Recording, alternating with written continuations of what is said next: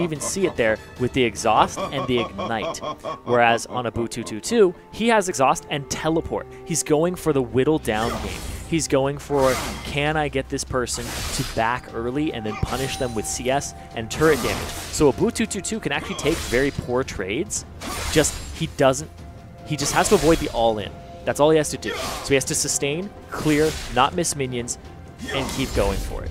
Yeah, very different play styles coming out of these two, and Abou222 already showing a minor advantage. He's got a wave, and pressuring Huhi under the turret already is a bit of a tough situation because he started with that Razor Shuriken. He can't use AoE to deal with it. It's all single target from him, and with the quick level 2, he's already playing it nice and defensively. Abou222, he's got an advantage, and he knows. Yeah, Abou222, like you said, starting with the Shadow Slash and the Living Shadow, as opposed to the Razor Shuriken. So he wasn't looking to do damage to Who Is He? He was looking to do damage to the minion wave and shove it into the turret as fast as he could. Speaking of shoving, Huhi's starting to get a big wave of his own, but Abou222 clears it right out. It's even so far between these two. Only 1 CS difference, but Huhi, he's the one who's lower health than Abou222. That's not the way his matchup should be played. Yeah, at the same time, though, he has a lot more effective HP on Abou222 because of the extra health potions. The armor is going to reduce a lot of percentage of the damage that Huhi's going to be throwing out there. But Huhi immediately turns it around and starts shoving it in because of the level that he got for himself before Abou222. Yeah, so this is the big question. How does Huhi play this right now? He's going with this aggressive style against a sustained-based Zed. Is he going to play it CS, nice and patient, or I don't know. wait I don't think he can. He can't play it patient against the TP. The TP is going to punish you too hard because Abou222 just has to back and then immediately hit that button and he's back in lane. So he gets to do that very frequently. I like this backing spot. Very early recall out of Huhi. He's pulling Abou222 way out of position. But Abou222 cancels the recall. Huhi misses even more CS. He's down by 6 now. And that's really the game that Abou222 is trying to play here. Huhi, it might make him a little impatient too. I know he's more of an aggressive player. He's the guy who likes to split push on LeBlanc and likes to split push on Zed back in the expansion tournament and not really stick with his team for the most part. And he's kind of making these plays and trying to put people on a timer. But right now, he's being put on a timer by Abou222. Yeah. It's showing how uncomfortable he is. You can watch where he places his Living Shadow. He doesn't put them in the mini wave to clear. He puts them on Abou222 to try to trade and harass. And that's not how he should be playing this matchup. He's got to get more CS. He's got to keep even with Abou222, who's playing that calm sustain. There he goes again.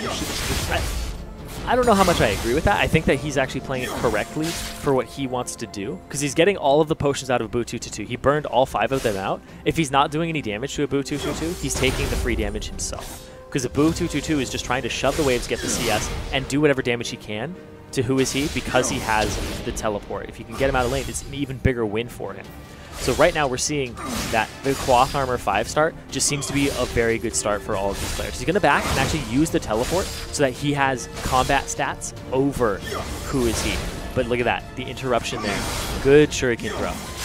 Great cancel out of Huhi, but unfortunately that keeps him locked in lane with Abou222, who's getting moderately close to level 6. I don't think he's going to be able to get it off this wave, but if he waits for that next minion, the next wave, he should be able to achieve it. It's exhaust and teleport on Abou222. Huhi actually goes off to the side. He wants to go over and back in the middle of this wave. He doesn't have the teleport. That is on Abou222, and he has that advantage for himself. It's a Bilgewater Cutlass out of Huhi. Pure aggression. 222, still no recall. He gets a Cannon Wave minion for himself, which is pretty stellar. That means he's going to be able to not really push it quite so hard. Lucky for Huhi. Still could end up punishing him on the other hand. Huhi finally makes it back in.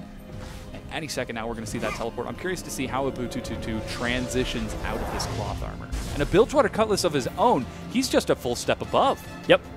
It's one of those just situations where he's going to come back and he's still going to have that Cloth Armor, right? The fact that Huhi's able to get that Bilgewater Cutlass is because he had the Longsword start, right?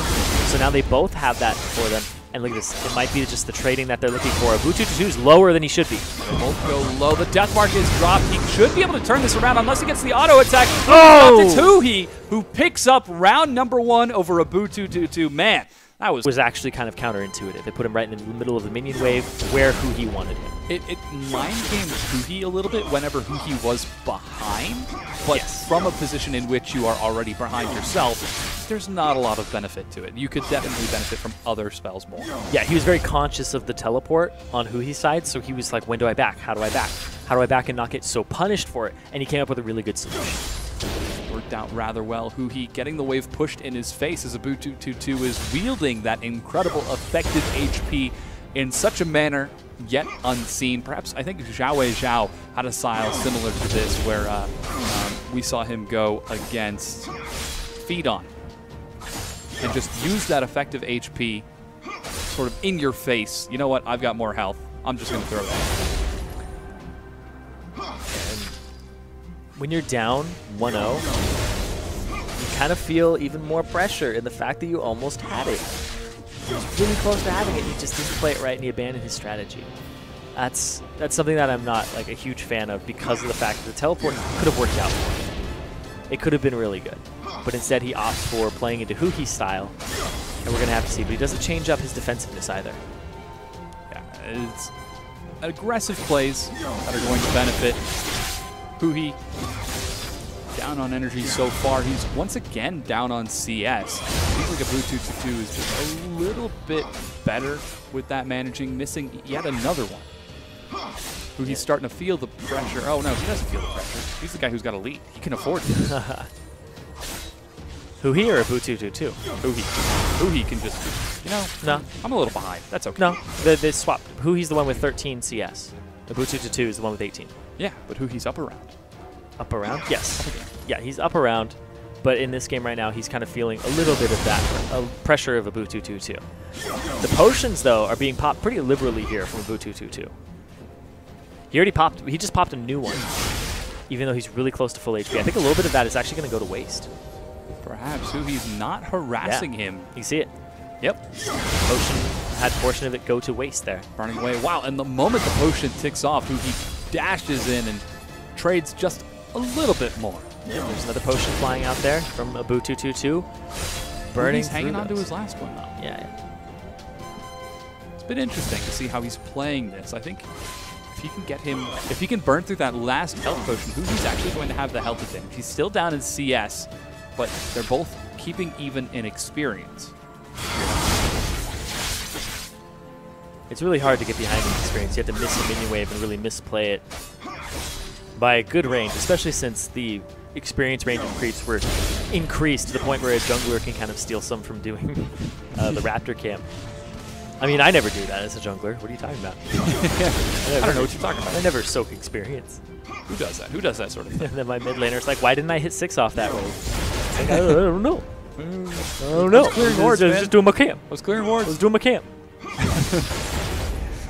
Razorbeak. Experience steal 5 minutes in. Level 5 on both of our Zed carries. Huhi down about 10 CS. But he's got a minor health advantage and a lot of damage that he can throw into Abou222's face. Oh. Nope, doesn't hit him. Just cancels the back. Burns a lot of energy. Abou222 hanging onto his energy, though. Both of them out of potions, but once again, Abou222 just seems to be in a better situation with his CS. Is he going to back at this point in the game? Yes, he is going to back at this point in the game, and who is he is going to continue to try and shove this wave up, but it's a cannon minion wave. Yeah. This wave has way more HP in it, so when it reaches the turret, it actually takes a long time to go down. And Abou222 buying 5 potions, 3 longswords for himself.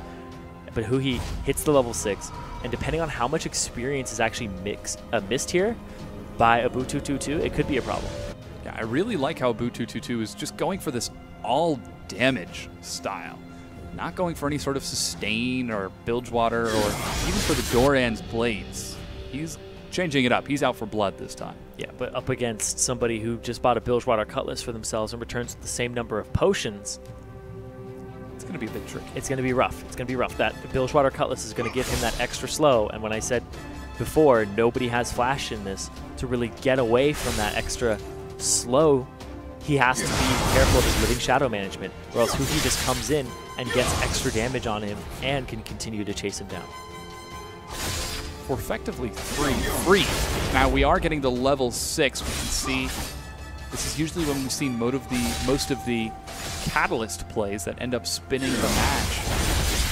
But they typically occur after a lot more harass. We're not seeing quite as much harass this time around. It seems like players are content to sit back and trade around. Huhi finally, there he goes. He heard me. Yep.